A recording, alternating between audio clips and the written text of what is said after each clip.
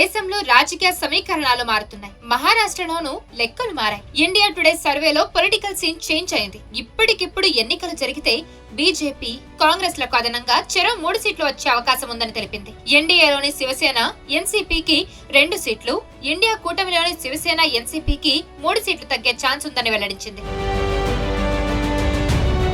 మహారాష్ట్రలో ఈ ఏడాది అసెంబ్లీ ఎన్నికలు జరగబోతున్నాయి. ఈ క్రమంలోనే ఇండియా టుడే సర్వే సంచలనంగా మారింది. మహారాష్ట్రలో శివసేన, ఎన్సీపీ గ్రాఫ్ క్రమంగా పడిపోతుందని సర్వే అంచనా వేసింది. ఇటీవల జరిగిన లోక్సభ ఎన్నికల్లో బీజేపీకి 9, కాంగ్రెస్ కి 13 సీట్లు వచ్చాయి.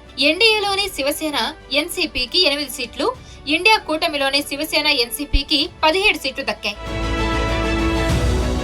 మరోవైపు సీఎంల పనితీరును మూడ్ ఆఫ్ ది నేషన్ అంచనా వేసింది. యూపీ సీఎం ఆదిత్యనాథ్ పాపులారిటీ బాగా తగ్గిపోయింది. 2023 ఆగస్టులో 47% ఉంటే 2024 ఫిబ్రవరిలో 51%గా ఉంది. 2024 ఆగస్టులో ఆ శాతం 39కి పడిపోయింది.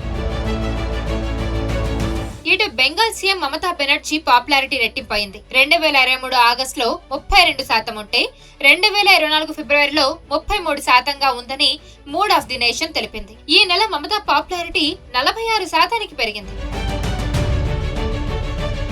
Assam CM Himanta Biswa Sharma popularity 2023 August, 2024 ఫిబ్రవరిలో 49%గా ఉండగా 2024 ఆగస్టులో 51%కి పెరిగింది. గుజరాత్ సీఎం భూపేంద్ర పటేల్ పాపులారిటీ క్రమంగా తగ్గుతూ పెరుగుతోంది. 2023 ఆగస్టులో 55% ఉంటే 2024 ఫిబ్రవరిలో 43, 2024 ఆగస్టులో 46%గా ఉంది. ఇలాంటి సీనే ఢిల్లీ సీఎం కేజ్రీవాల్ విషయంలోనూ జరుగుతుందని మూడ్ ఆఫ్ ది నేషన్ అంచనా వేసింది. 2023 ఆగస్టులో 58% పాపులారిటీ ఉండే ఈ ఏడాది ఫిబ్రవరిలో 37%కి పడిపోయింది. ఈ నెల మళ్లీ 44%కి పెరిగింది.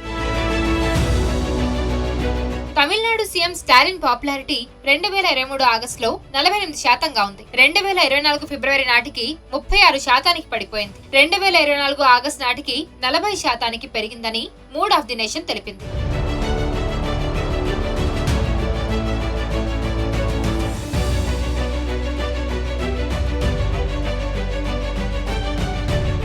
మరిన్ని వీడియోస్ కోసం ఛానల్ ని సబ్స్క్రైబ్ చేయండి. లేటెస్ట్ అప్డేట్స్ కోసం వాట్సాప్ ఛానల్ ని ఫాలో చేయండి. అండ్ లింక్ డిస్క్రిప్షన్ లో ఉంది.